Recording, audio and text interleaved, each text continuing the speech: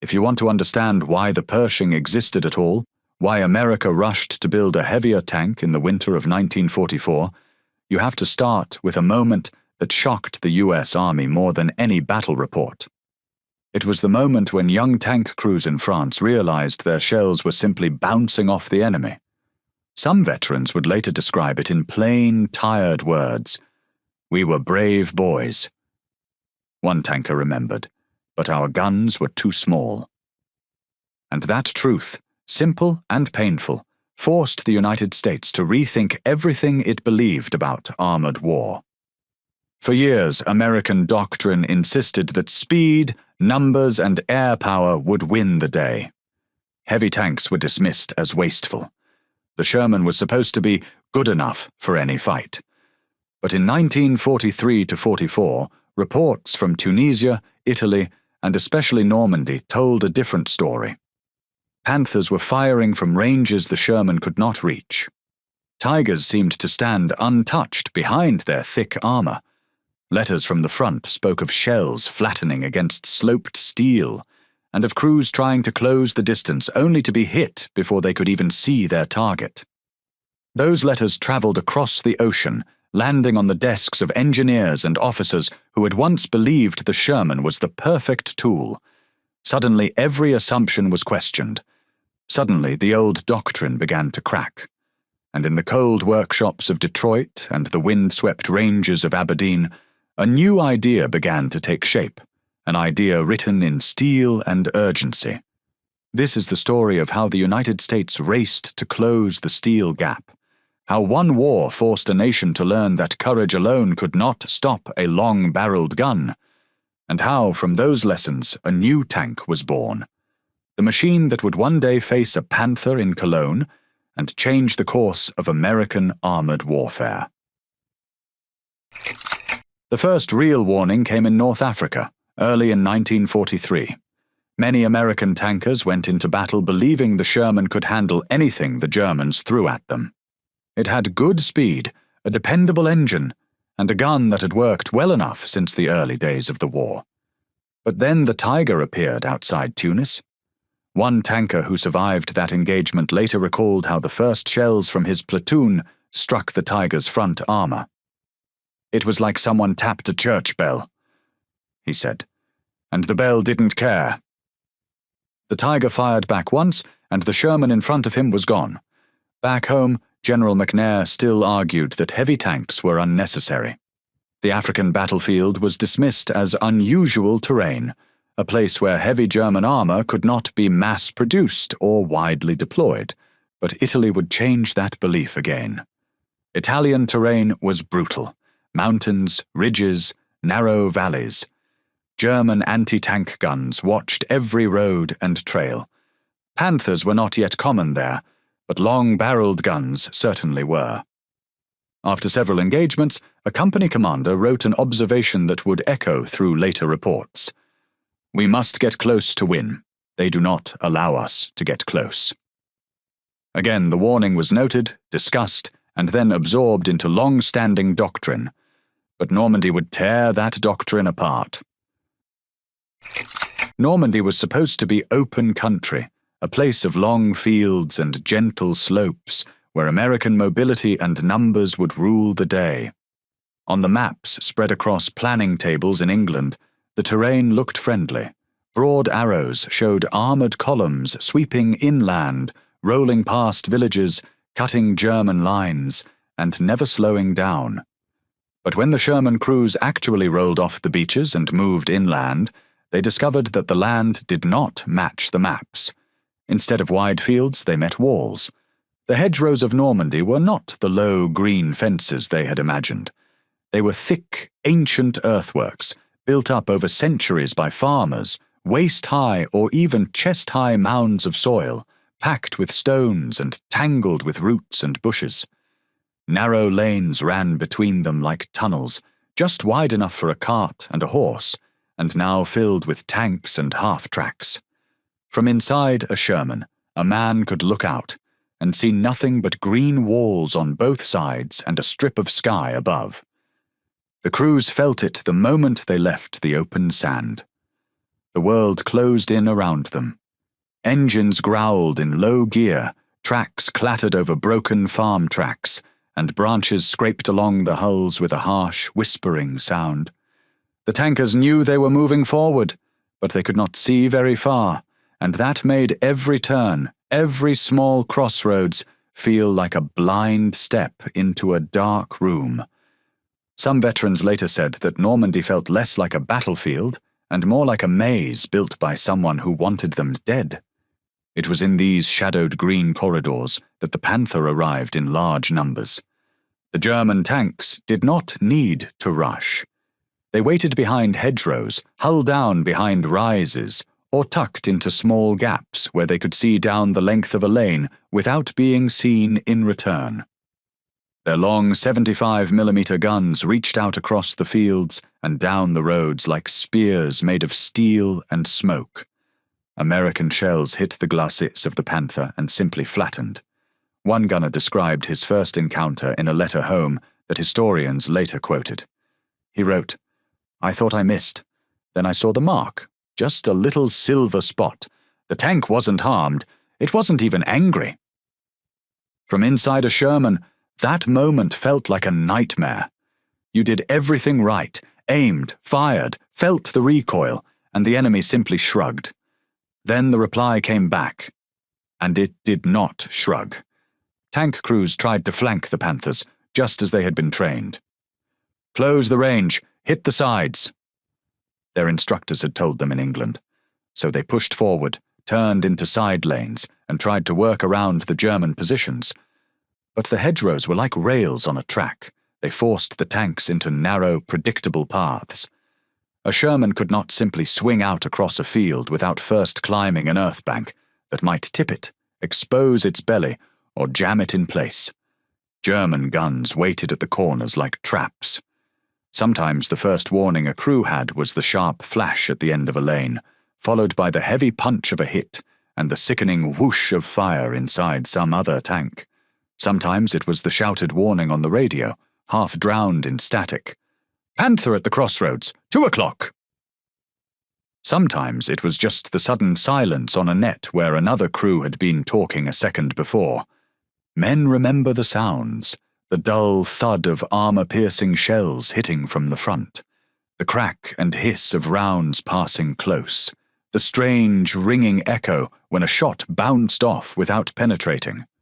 They remember the smell, too, cordite, hot oil, dust from shattered stone walls, and, on the worst days, the thick, choking smoke from burning gasoline and paint. The hedgerows turned every approach into a gamble, and most of the time, the Panthers held the better cards. By July 1944, the stories from tank crews were no longer just rumors traded in mess tents or letters folded in tired hands. They began to harden into reports, and the reports turned into a memo that no one in Washington could easily set aside. From the headquarters of the U.S. 2nd Armored Division came a short, blunt message. It did not waste words on drama. It simply laid out what the tankers were seeing every day. Enemy tanks open fire at 1,500 yards or more. Shermans cannot engage effectively beyond 800. Penetrations of our front armor frequent. We are outclassed. Those 4 lines cut through all the earlier optimism.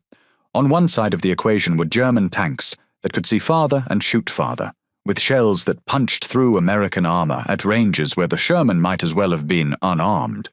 On the other side were American crews who had to drive closer, into the killing zone, just to have a chance.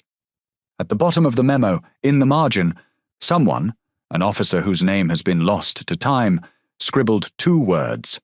"Fix this." It was not an order, it was a plea. That small note captured exactly what frontline tankers were feeling. They were not asking for miracles or perfection. They were asking for fairness, for a gun that could answer when the enemy fired, for armor that could sometimes stop around, for a fighting chance to bring their crews home alive.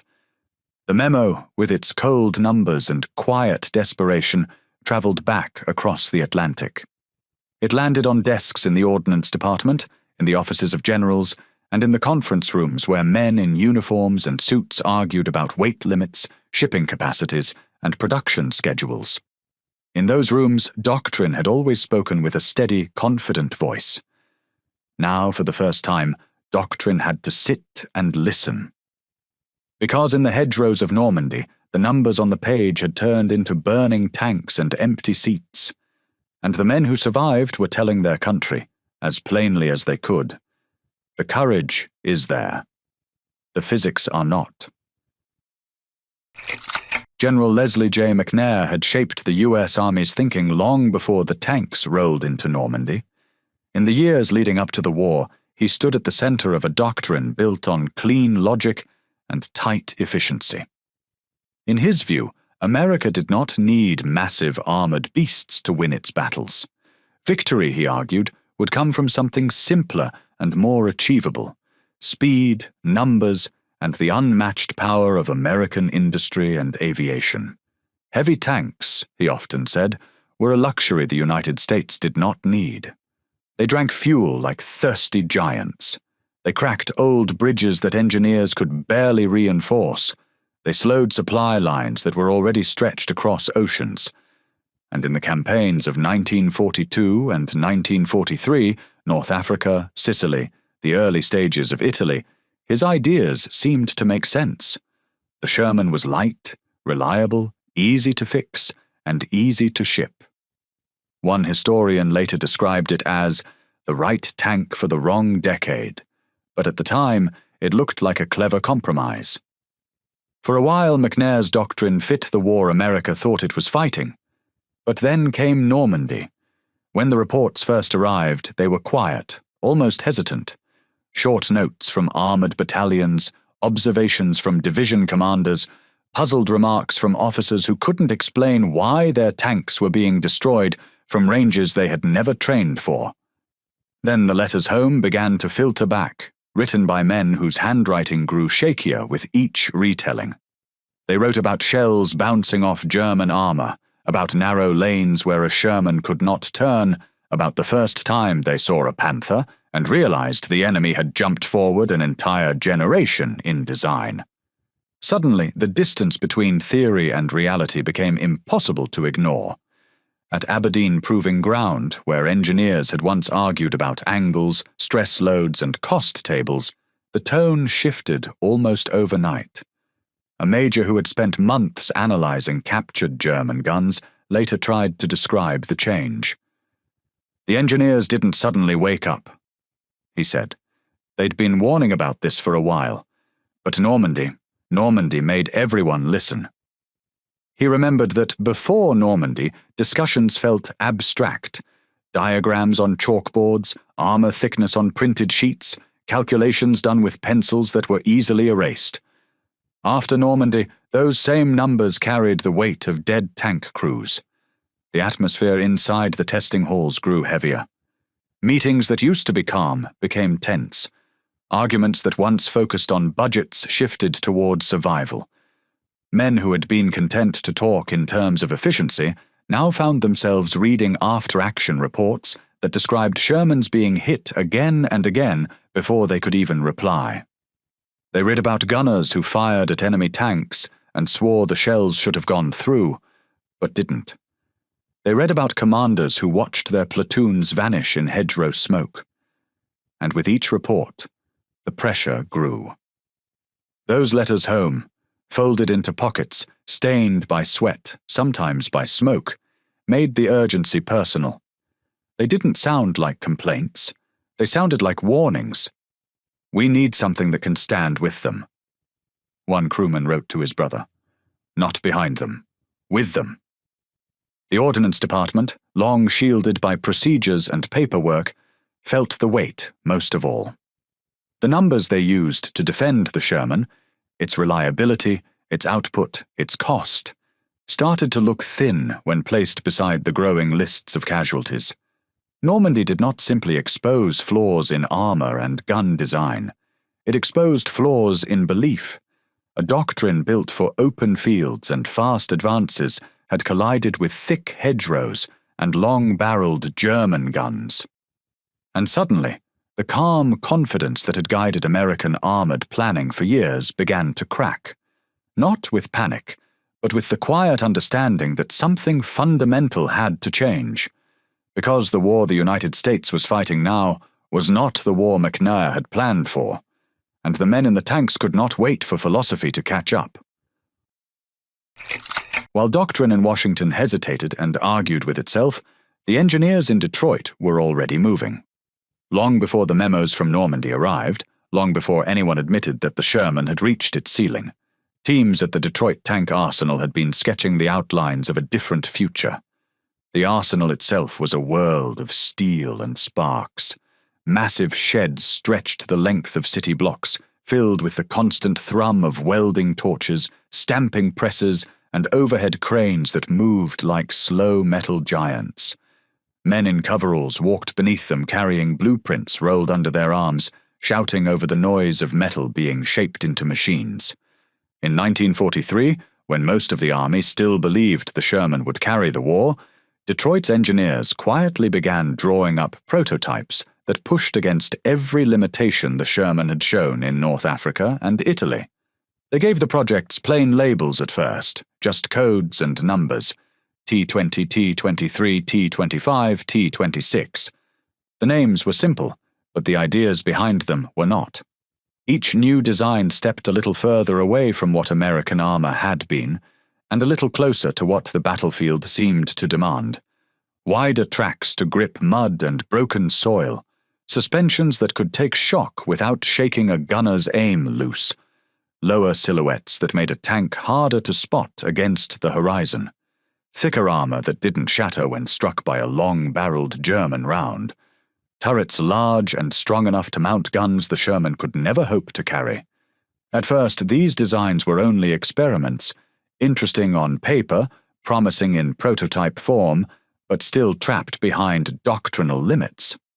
The army kept asking, how much does it weigh? And can we ship it across a French farm bridge? And for a time, the answers held everything back. But after Normandy, something shifted inside the arsenal. One senior engineer, interviewed decades later, tried to describe the moment when the mood changed. He remembered the day a stack of French battlefield reports was brought into the drafting room, still smelling faintly of damp paper and sea travel. At lunch, the engineers gathered around the long tables where blueprints were usually spread. But that day, the tables held letters written by men younger than most of them had ever been. "We weren't building a tank anymore," he said softly. "We were building a promise to the boys already fighting." He remembered how the room felt suddenly smaller, quieter. Men who had spent years arguing over gear ratios and turret rings began looking at their work differently. Every bolt, every weld seam, every angle of sloped armor started to feel like a lifeline. A chance not just to improve a machine, but to keep crews alive long enough to come home. The engineers no longer talked only about steel thickness or ballistic performance. They talked about the men climbing into those turrets, the ones who wrote letters home saying their shells bounced off Panthers as if they were throwing stones. And at the heart of all those sketches and debates lay one piece of equipment that symbolized the change more than any other: a new gun, longer, heavier, and far more powerful than the Sherman had ever carried. It was still being tested, still being refined, but its promise was unmistakable. If the Sherman's 75mm had been the reliable workhorse of the early war, this new weapon was meant to be something else entirely, a way to look a panther or a tiger in the eye and not blink. Detroit was no longer building ideas, it was building answers. Answers made of steel, forged in noise and sweat, and tempered by the voices of men fighting in hedgerows an ocean away. And as those prototypes took shape, the arsenal became something more than a factory. It became the quiet beginning of the machine that would change everything. Aberdeen Proving Ground had always been a place of numbers: yards, angles, armor thickness, muzzle velocity. But on the morning of the test that would change the American tank program, It felt more like a stage. The winter air was sharp and cold enough to sting the nose, and a thin mist clung to the firing range like breath on glass. Rows of scorched test panels stood in the distance, each one scarred by earlier attempts to understand what the war in Europe was doing to American armor. In the center of the range sat the newest specimen, a captured Panther glacis plate, 80 millimeters of German steel set at a 55-degree slope, tilted upward like a defiant shield. It had already endured dozens of hits from American guns. The Sherman's 75mm left nothing but bruises, bright splashes of silver on blackened metal. The newer 76mm, which some had hoped would be the answer, had barely managed more than a shallow crater. To the engineers, it might as well have been a wall. Men in long coats stood behind a safety barrier, their breath visible as they spoke quietly among themselves. Some carried clipboards, others carried doubts. Most carried worry. Worry that no matter how many Sherman variants they built, no matter how many new rounds they tested, the physics of the Panther's front armor simply did not care. They were tired of seeing the same story repeat itself. A shot fired, a spark, a dent, and then nothing. On that morning, though, a new weapon sat waiting on its mount, the 90mm M3 gun, a weapon adapted from an anti-aircraft piece designed to strike high-flying bombers. Taller, heavier, and longer than anything a Sherman could ever mount, it looked almost out of place beside the familiar medium tank equipment. Some of the crew joked that it looked like someone had bolted a telephone pole to a tank chassis. But even the jokes carried a nervous edge. Everyone knew this test mattered. As the gun crew prepared the weapon, the range grew strangely quiet. Later accounts differ in small details. Some men said the wind died down, others said the cold felt sharper, as if the air itself was waiting. A few remembered that even the usual clang of tools and distant machinery seemed to fade. But there was one thing everyone agreed on. The silence before the shot felt heavier than the steel plate in front of them. The loader slid the round into the breech with a metallic click. The gunner settled in behind the sights. A red flag went up. Someone murmured, "Here it comes." Then the 90mm fired. The sound was not like the Sherman's gun, which produced a sharp bark and a manageable recoil. The 90mm roared. It was a deep, rolling thunder that pushed into the chest, rattled through the ground, and echoed across the empty fields in a long, fading growl. Men flinched even though they knew it was coming. A bright flash leapt from the muzzle. Smoke curled. Dust lifted in a swirling cloud. For a moment no one could see the plate. The echo died. The smoke thinned, and the engineers leaned forward as if pulled by the same invisible string. There it was, a clean, perfect hole, punched straight through the Panther's glacis, through the slope, through the metal, through everything that had stopped American shells for months on the front lines. Someone let out a breath that sounded like a prayer. A young engineer, almost whispering, said, "We can kill it." Colonel Gladian Barnes stepped closer to the plate and ran one gloved hand near the hole without touching it. He wasn't smiling. He wasn't celebrating. He was thinking of tank crews in France, crews who had been firing shells that bounced like pebbles off armor just like this. He nodded once, slowly. "Then," he said, his voice steady and calm, "let's give this to the men who need it." It was not triumph. It was responsibility. And everyone there understood the difference. That single hole in that panel of Panther armor did more than prove a weapon. It gave the United States a chance to close a deadly gap. It was the moment when hope stopped being theory and became something real, a promise forged in smoke and steel on a cold range in Maryland. Once the 90mm gun proved it could break the Panther's armor, there was no more time for slow committees or comfortable doctrine. The T-26E3, still officially experimental, still wrapped in the cautious language of the War Department, was approved for combat evaluation. It was not the sweeping deployment some engineers prayed for. It was only 20 tanks. But it was a beginning. Those 20 machines would form a small, sharp spearhead, and the Army gave that effort a name: Operation Zebra. The code name sounded quiet, almost harmless, but to the tank crews who heard it, it meant something far heavier. It meant someone was finally listening. The men selected for the mission were not fresh recruits. They were hand-picked from front-line armored units, crews who had fought their way through France, pushed into Belgium, and learned the hard way what a Panther could do at 1,000 yards. They had seen fire coming through turret seams, shells glancing off angled armor, and the brutal truth of meeting a gun that could kill before you even reached your effective range. They were practical, steady men, shaped by experience rather than theory. When they arrived at Aberdeen to train on the T-26E3, the moment felt almost surreal. Some later recalled walking into the long, echoing testing bays where the new tanks sat lined up under the harsh glow of overhead lights. The Pershing looked familiar in outline, but heavier, broader, and lower. A Sherman's silhouette, with the softness stripped away. One commander, years later, tried to describe his first impression. It looked like a Sherman that had stopped being polite.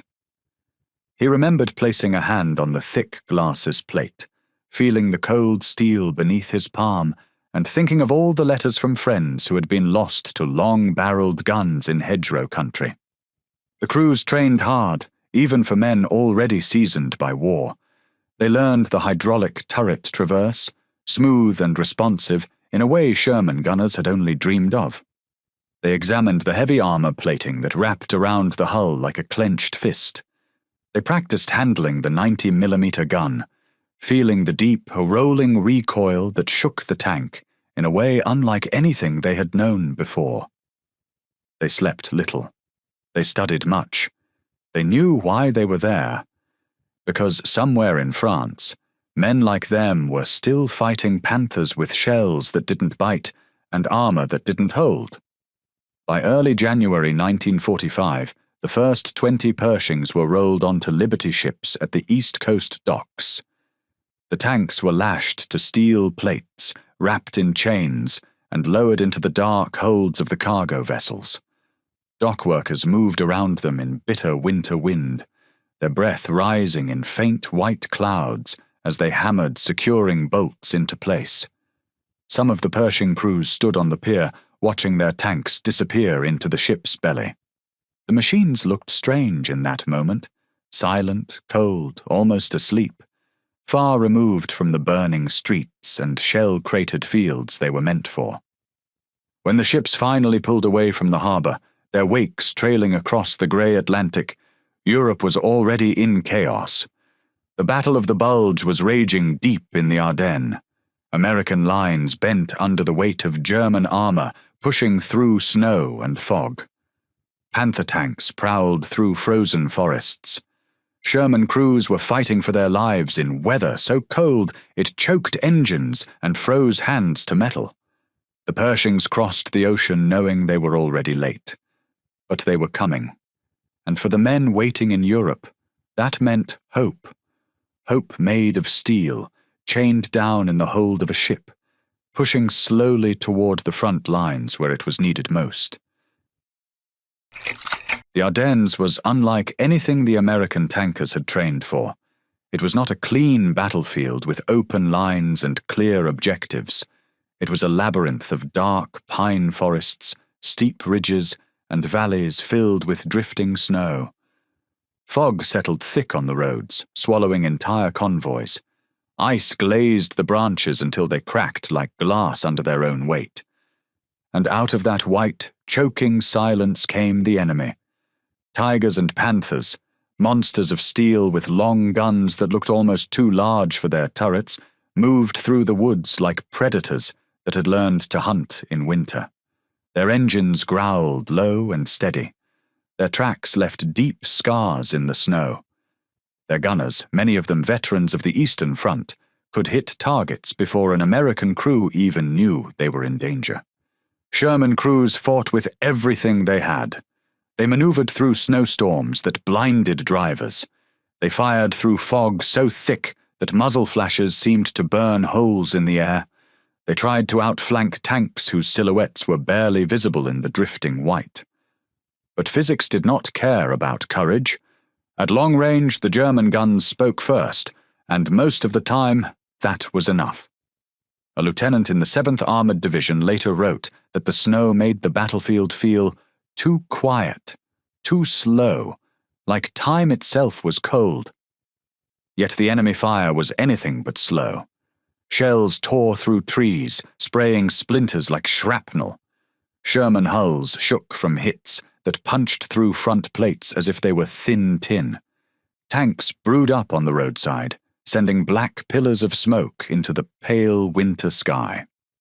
In the middle of that chaos, a tanker wrote a short letter home, just 2 sentences scrawled on a piece of ration box cardboard.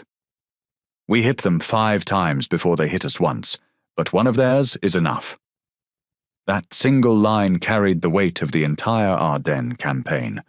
The Americans could fight, and they did. They could shoot back, and they did. But too often, their bravery met the hard wall of steel that German designers had built years before. It was in those days, those freezing, desperate days, that many American officers began to wonder what might have happened if the Pershing had arrived just a month earlier. The thought lingered like a shadow behind every after-action report. A heavier gun, a thicker front plate, a tank built to fight at the ranges the Germans preferred.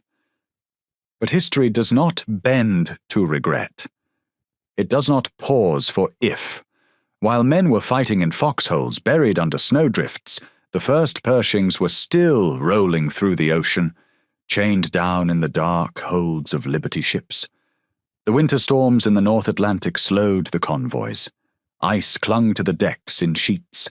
Waves slammed against the hulls with the weight of falling trees. Winter moved faster than steel.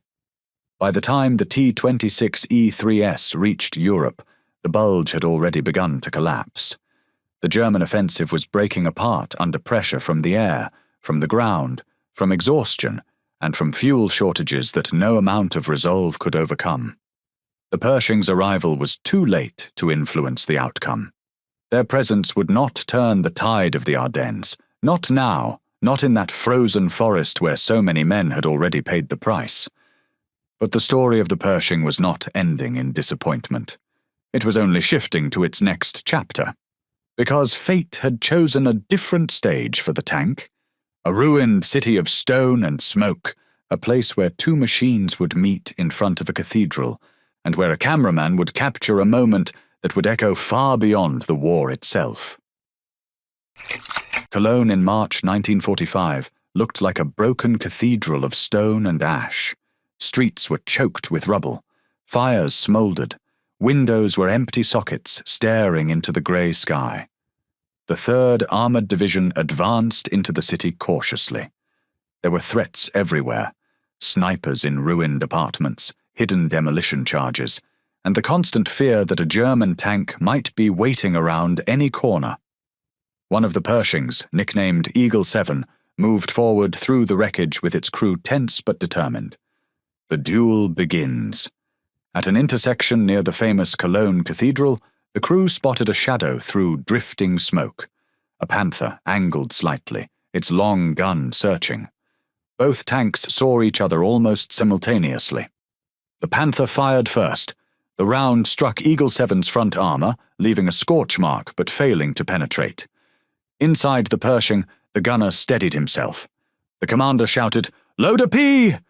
The loader slammed around into the breach. The 90mm gun fired. The shot crossed the square and hit the Panther's turret. The German tank smoked, staggered, and fell silent. A second shot sealed its fate. A combat cameraman happened to be filming nearby.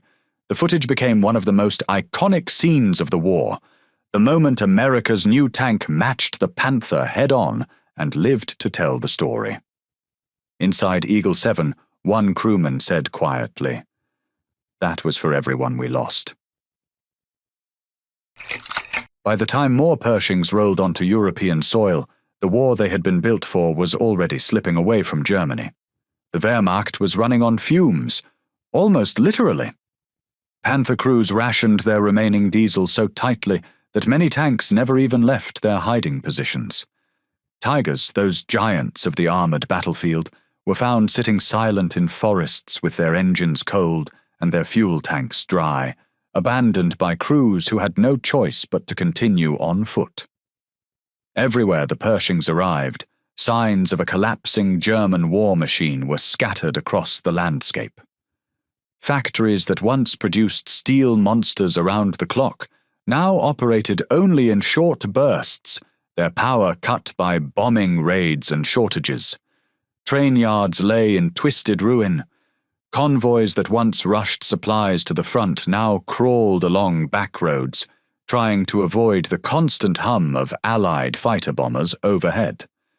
In the middle of all this, Pershing after Pershing was unloaded at Antwerp and Cherbourg, numbers that looked impressive on paper, more than 300 tanks shipped before VE Day, but numbers that hid a quieter truth. Most of these tanks rolled only as far as assembly depots or rear staging grounds. They arrived just as the war was ending, their engines barely warmed, their treads touching European mud only for training marches. Some soldiers even joked that the Pershing seemed cursed to miss its own war.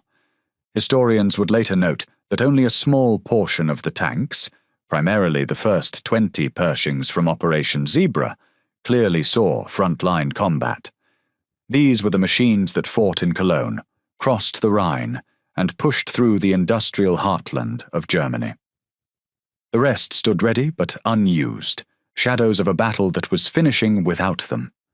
For the crews who had trained so hard at Aberdeen, the sight of rows of idle Pershings waiting quietly in staging fields felt strangely bittersweet. They had studied every system, practiced every drill, prepared to face Panthers and Tigers head-on. Yet the war was fading before their eyes. One tanker, interviewed decades later, tried to put the feeling into words. His voice was soft, touched by the passage of time. The tank was right, the timing wasn't. It was a simple truth, painful but true. The Pershing had arrived with the answer that American tankers had needed since Normandy. It had the gun, the armor, the stance, the power. It was everything the crews had asked for when they wrote home saying their shells bounced and their hopes thinned. But wars run on calendars, not wishes. And in Europe, the clock had nearly run out. Yet the Pershing story was not ending at a supply depot or a victory parade. Fate had another battlefield waiting for the tank. One no planner had predicted, one no tanker had trained for, one half a world away.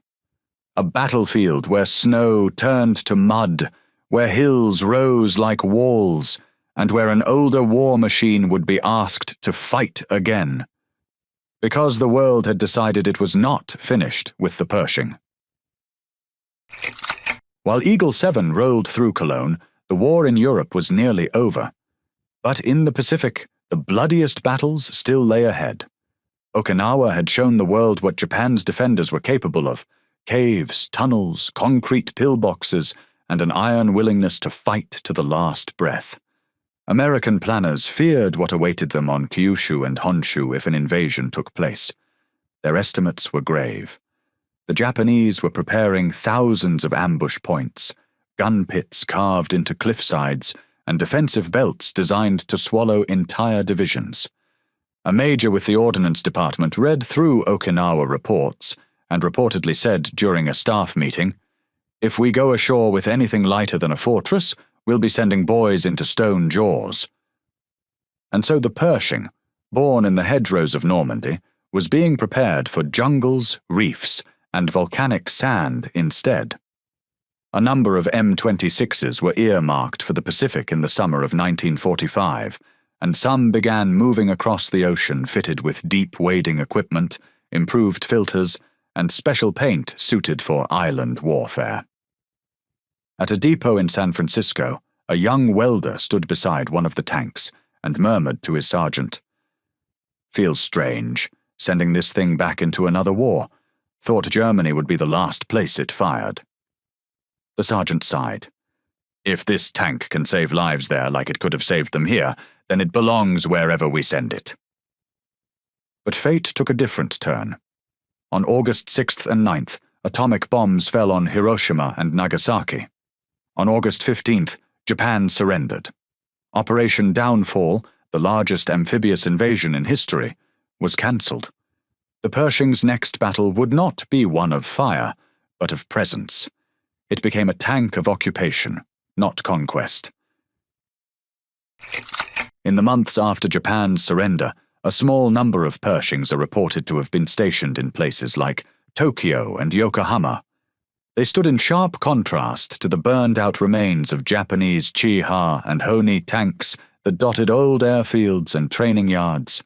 Some Japanese officers, now serving as liaison personnel under Allied supervision, were observed studying the Pershings quietly. One former officer reportedly remarked to his interpreter, "We assumed America relied only on speed and numbers. This machine shows another face." But even with the peace settling across Asia and Europe, not everyone believed the world had seen its last armored battle. Engineers back home argued that the next war, whenever it came, would require even better machines. The Pershing, powerful as it was, still carried a mechanical burden. Its engine strained under the tank's weight. Its transmission, inherited from the Sherman lineage, groaned on steep slopes. Many in the Ordnance Department saw the M26 not as the final answer, but as the first step forward. Yet even as they debated the future, the world shifted again. A cold wind began to blow across Europe, and on a peninsula far from France or Germany, a new fire was about to be lit. In early 1946, as the US Army shrank back into peacetime comfort, the Armored Board at Fort Knox convened to review the war. Around the long wooden table sat generals who had fought in Normandy, engineers who had lived through sleepless nights in Detroit, and instructors who had trained young men who never returned. The question before them was heavy. Had America failed its tankers in 1944? Brigadier General Bruce C. Clark, who had served with distinction in Europe, did not soften his words. He later summed up the problem in stark terms, arguing that they had equipped men with courage that outmatched their armor, and that America had built a tank for 1942, but then asked it to fight in 1944, a cost that could not be ignored. An ordnance officer responded with equal honesty. One ordnance officer answered just as bluntly, saying in essence that they had built what their harbors could load, what their factories could sustain, and what their fuel lines could feed. The Sherman might not have won many duels, but it had helped win campaigns. Both sides had truth on their side, the Pershing as symbol.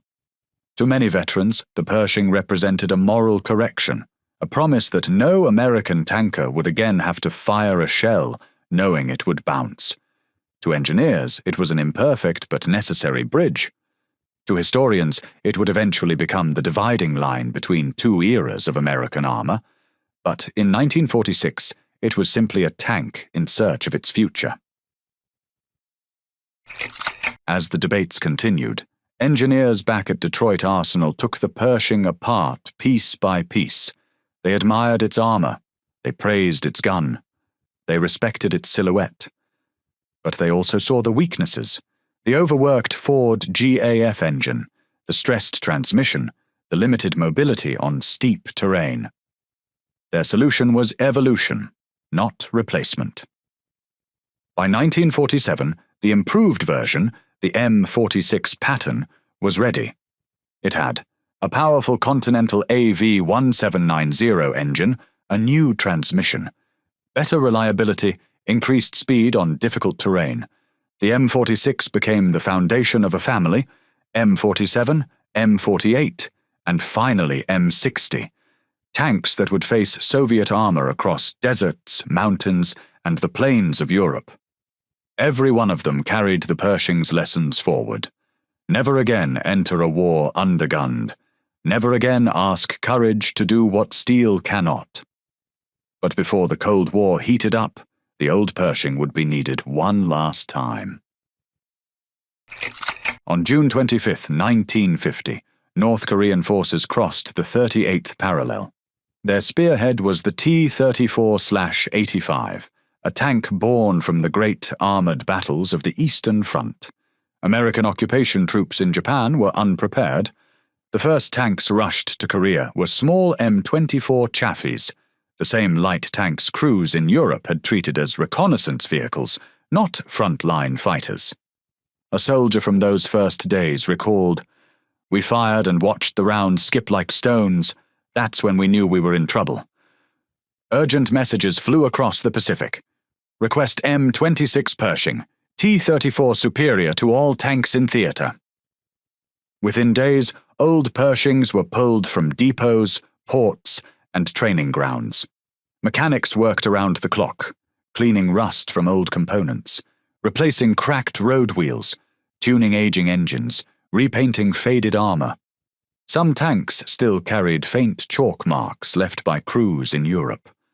A corporal joked grimly, "Looks like we're about to find out if this thing can fight 2 wars." In early August 1950, outside Masan, a platoon of Pershings faced a column of T-34s advancing through a valley filled with smoke from burning villages. Inside one Pershing, the tension was thick enough to taste. "Target, left of the bridge," the gunner whispered. The commander steadied his voice. "Range?" "About 900. Send it." The 90mm gun fired. The shell struck the T-34's turret, ripping it open with a flash that lit the valley. A second shot followed. A third. The remaining North Korean tanks hesitated, then withdrew. One American tanker from that fight remembered, "For the first time since the war started, we knew we had something that could stand up to them." But the Korean peninsula had its own way of humbling machines. Korea was a land of steep hills, sudden rain, and deep mud. Roads vanished into rivers. Trails ended in cliffs. Engines screamed beneath the heat. The Pershing's weight, so welcome in a duel, became a burden on mountain trails. Transmissions overheated. Engines failed on long climbs. Tanks bogged down in rice paddies where their bulk became an anchor. Mechanics repaired them with whatever they had: wire, scrap metal, borrowed parts from wrecked vehicles. One maintenance sergeant wrote in a field note, "We keep these tanks going with spit and prayer. They fight hard, but the hills fight harder." As the war dragged on, the army realized the truth. The Pershing had done its job, again, but it had reached the limits of its design. The M26 pattern began arriving in Korea in late 1950. It climbed hills the Pershing stalled on. It accelerated where the Pershing strained. The Pershing's frontline chapter was closing. Its legacy, however, was only beginning. In the late 1940s and early 1950s, American engineers collected every report from Europe and Korea. They charted every gun penetration, every gearbox failure, every optical advantage. Cold War tensions were rising. The Soviet Union unveiled the T-44 and T-54, sleek, dangerous machines that forced the West to respond.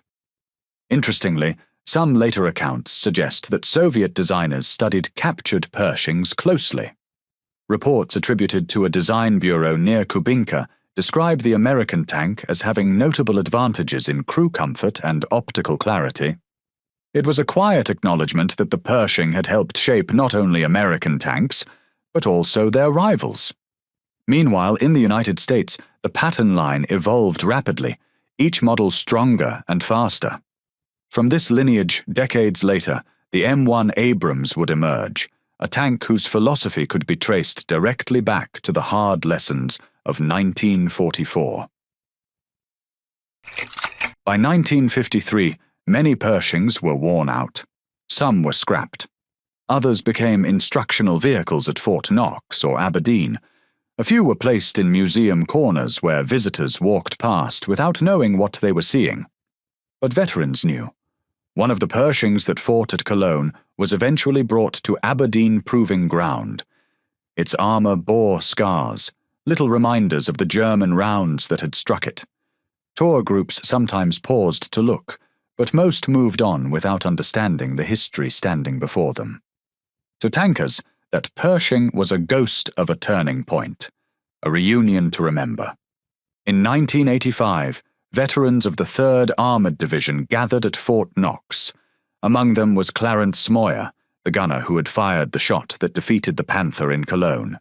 He stood next to a restored Pershing, his hand resting on the turret. When a young soldier asked what he remembered most, Smoyer answered softly, "The sound! When that gun fired, you knew the fight was over."